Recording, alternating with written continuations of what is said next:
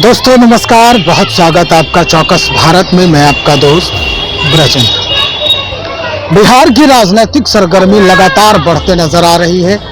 सरगर्मी इसलिए भी बढ़ रही है कि विधानसभा चुनाव 2025 में है, कुछ महीने और रह गए हैं। सभी पार्टी, सभी दल अपने स्तर से जमीनी मजबूती जो है उसे तैयार कर रहे हैं, मजबूत करने की कोशिश कर रहे हैं। इसमें समीकरणों का खेल है जो लगातार अब बनते दिख रहा है। एक तरफ आरजेडी, भारतीय जनता पार्टी और जनता दल यूनाइटेड। एनडीए और आरजेडी बिहार में सबसे जो कहा जाए कि बड़ी पार्टी है, एक पक्ष में है, दूसरा विपक्ष में है। इन सारे पार्टियों का जो समीकरण है, एक एक करके, चाहे वो दलितों का समीकरण हो, सवर्णों का समीकरण हो, मुसलमानों का समीकरण हो, इन सारे मसलों पर, इन सारे समीकरणों पर लगातार काम हो रहा है। लगातार पकड़ बनाने की होड़ लगी है। प्रशांत किशोर जो 2 अक्टूबर को अपनी पार्टी का नींव रखने वाले हैं, वो भी पीछे नहीं है। मुसलमान यानी एम समीकरण को साधने की भरपूर कोशिश कर रहे हैं। इस समीकरण को साधने के क्रम में ही मुसलमानों के लिए ही जनसभा का आयोजन कर दिया। 1 तारीख को बापू सभागार में बिहार के मुसलमानों को दावत दिया, बुलाहट हुई और वहां पर इनके लिए, इनके हित में जनसुराज पार्टी क्या करेगी उसके बारे में चर्चा करते नजर आए। हम सुनते हैं कि सबसे पहले कि जो प्रशांत किशोर हैं, जो प्रणेता हैं जनसुराज के, वो मुसलमानों को साधने के लिए कौन कौन से मोहरे इख्तियार कर रहे हैं। जरा सुनिए क्या कह रहे हैं प्रशांत किशोर। कि आज अगर किसी कौम को सबसे ज्यादा मशवरे की जरूरत है तो वो देश का, बिहार का मुसलमान है। ये बात हम खुद से नहीं कह रहे, ये पैगंबर साहब ने आपको बताया। जब आगे का रास्ता न दिखे, जब आगे का रास्ता न दिखे तो मशवरे में खैर है, मशवरे में खैर है। इसलिए आज आपको ये तकलीफ दी है, आपको यहां पर दावत दिया है, आपको बुलाया है। मुसलमानों को मशवरा इसलिए करना है कि आपके हदीस में जो बात आपको बताई गई, पैगंबर साहब के हवाले से जो बात बताई गई कि मुसलमानों की ये जिम्मेवारी है, सही मुस्लिम, सही बुखारी में ये आपकी जिम्मेवारी बताई गई अपने बच्चों के साथ इंसाफ करने की। और आज आपको मशवरे की जरूरत इसलिए है कि देश में आधे से ज्यादा मुसलमान चाहकर भी अपने बच्चों के साथ इंसाफ नहीं कर पा रहे हैं। आपको ये आपके हदीस में बताया गया है, अपने बच्चों की तालीम की, तरबियत की, पढ़ाई की, परवरिश की आप वो नहीं कर पा रहे। तो मशवरा इसलिए करना है कि इस व्यवस्था को कैसे सुधारा जाए ताकि मुसलमान होने के नाते आप अपने बच्चों के साथ इंसाफ कर सकें। ये मशवरे की जरूरत इसलिए है कि आपके कुरान की जो पहली आयत है, इकरा बिस्मे रब्बिल कल्लजी खलक, उसका पहला शब्द इकरा, जिसका मतलब है पढ़ो, जिसका मतलब है पढ़ो। और आज आप वो कौम बन गए हैं जो देश का सबसे अनपढ़ कौम है। इसलिए आपको मशवरे की जरूरत है।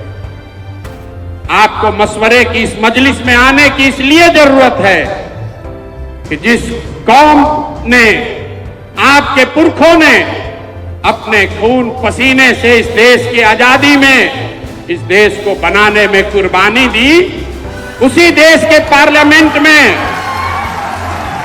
उसी देश के पार्लियामेंट से ऐसे कानून बनाए जा रहे हैं जिससे मुसलमानों का एक बड़ा वर्ग अपने आप को असहज महसूस कर रहा है। उसी पार्लियामेंट से सीए एनआरसी का कानून बन गया, उसी पार्लियामेंट से वक्फ बोर्ड की नई कहानी लिखने की कोशिश की जा रही है। इसलिए यह मशवरे का वक्त है। मशवरे का कि इस मजलिस की जरूरत इसलिए है कि 20 करोड़ मुसलमान जिनको आप वोट नहीं देते हैं उसकी बात छोड़िए, कम से कम 10 करोड़ वोट जिसको आपने दिया है, जब कोई गरीब लाचार असहाय मुसलमान रोड पर भीड़ के द्वारा मार दिया जाता है तो आपका 10 करोड़ वोट पाने वाले लोग उसमें से 10 आदमी भी आपके साथ खड़ा नहीं होता है। इसलिए मशवरे की जरूरत है, इसलिए ये आज मजलिस बुलाई गई है। इसलिए ये मजलिस बुलाई गई है कि मिलकर मशवरा करके कोई ऐसा रास्ता निकालें कि इन बातों पर अमल किया जा सके। मैं प्रशांत किशोर आपका नेता नहीं हूं। आपकी जिनसे लड़ाई है वो विचारधारा आधारित व्यवस्था है।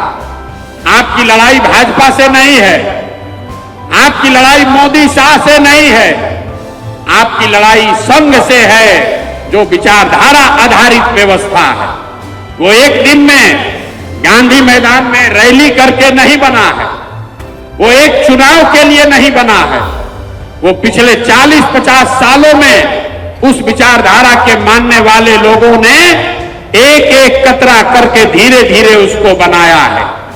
तो अगर संघ की विचारधारा से लड़ना चाहते हैं तो उसका एक ही हथियार है, महात्मा गांधी की विचारधारा को पुनर्जीवित किया जाए। वही एक धारा है, दूसरा कोई उपाय नहीं है। तो जन सुराज वही प्रयास है, महात्मा गांधी की विचारधारा को फिर से पुनर्जीवित किया जाए, जिसमें गांधी, अंबेडकर, कम्युनिस्ट और समाजवाद को मानने वाले लोग मुसलमानों के साथ मिलके सामाजिक राजनीतिक ऐसा गठजोड़ बनाएं जिसको कोई चुनाव में हरा नहीं सकता है। 2 अक्टूबर को जब ये जन सुराज दल बनेगा तो 1 करोड़ बिहार के लोग जो मिलकर इसको बना रहे हैं उसमें हमसे लिख कर ले लीजिए 18 लाख मुसलमान भी शामिल होगा। गांव-गांव जाकर मैंने मुसलमान भाइयों के हाथ जोड़े हैं, उनको समझाया है कि आइए ये व्यवस्था बन रही है, इसमें जुड़िए, इसके मालिक और मुखिया बनिए। जब ये दल बनेगा और 2 तारीख को इसके 25 लोगों के नेतृत्व की घोषणा की जाएगी तो उसमें 4 या 5 मुसलमान साथी भी चुनकर आएंगे जो इस दल का नेतृत्व करेंगे। इसमें कोई अल्पसंख्यक प्रकोष्ठ नहीं है, कोई प्रकोष्ठ नहीं। जो दल है वो एक ही दल है और उसमें 20% की आपकी भागीदारी सुनिश्चित है। बच गया विधानसभा, तो विधानसभा में 18% आपकी आबादी के हिसाब से जहां पर भी आपकी दावेदारी बनती है, कम से कम 40 विधायक आपके जरूर लड़ाए जाएंगे। भाई स्पष्ट कर दिया है प्रशांत किशोर जी ने कि आपकी जितनी हिस्सेदारी होनी चाहिए वो जनसुराज आपको देगी। 20% हिस्सेदारी यानी जितनी आपकी संख्या है उसके आधार पर आपकी हिस्सेदारी होगी। यहां तक कह दिया है कि विधानसभा चुनाव में कम से कम 40 विधायक आपके कौम से होंगे इस पार्टी में। भाई बहुत बड़ी बात है। सारे पार्टियों को तोड़ने के लिए जो जितने भी प्रयास हैं वो प्रशांत किशोर लगातार लगा ही रहे हैं। इनकी एक मंशा और है कि बिहार में जमी हुई पार्टियां को किस किस आधार पर किस किस कड़ी को तोड़ेंगे तो जनसुराज पार्टी को सफलता मिलेगी। वो पूरा प्रयास करते दिख रहे हैं। अब इनके बयान पर आरजेडी के जो प्रवक्ता है एजाज अहमद वो क्या कह रहे हैं वो भी सुन लीजिए।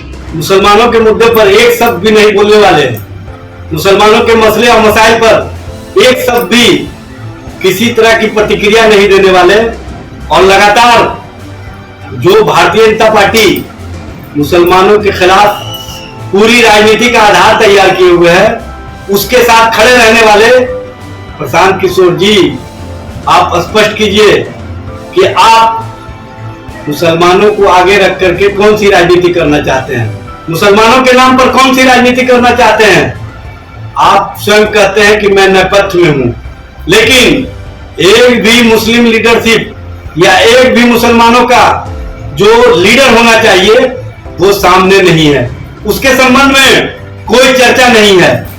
किस तरह की राजनीति है, जबकि लालू प्रसाद जी और तेजस्वी प्रसाद यादव हमेशा अल्पसंख्यक समाज के न सिर्फ मसलों पर, न सिर्फ उनके मुद्दों पर, बल्कि उनके लीडरशिप को भी मजबूत आकार आधार दिया है।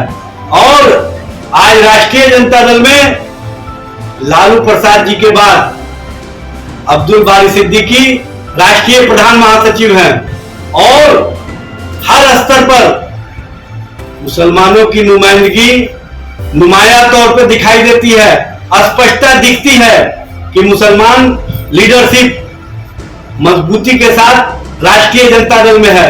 एजाज अहमद ने साफ कर दिया है कि आखिर कौन सा खेल खेलने वाले हैं प्रशांत किशोर।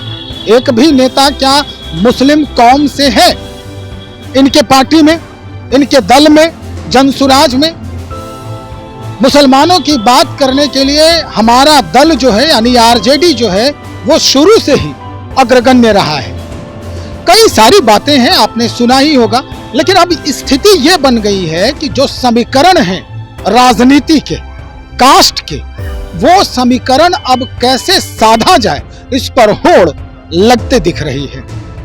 समझना यह है कि भाई इन समीकरणों को साधने वाले जो लोग हैं वो आखिर चाहते क्या हैं। समीकरण साधने के बाद जो हमारे लिए उचित कार्य हैं क्या वो किए जा रहे हैं? 5 वर्षों में जब वो जीत कर जाते हैं सदन में तो क्या हमारी बात करते हैं? सवाल यही है। हम इंतजार करेंगे आपके कमेंट का। इस वीडियो पर आपकी जो सलाह है, मशवरा है, वो क्या है, हम इस बाबत भी बातचीत करने का प्रयास करेंगे। गुजारिश है, सवाल जरूर करें, अपनी राय जरूर दें। बने रहिए हमारे साथ। बहुत शुक्रिया आपका।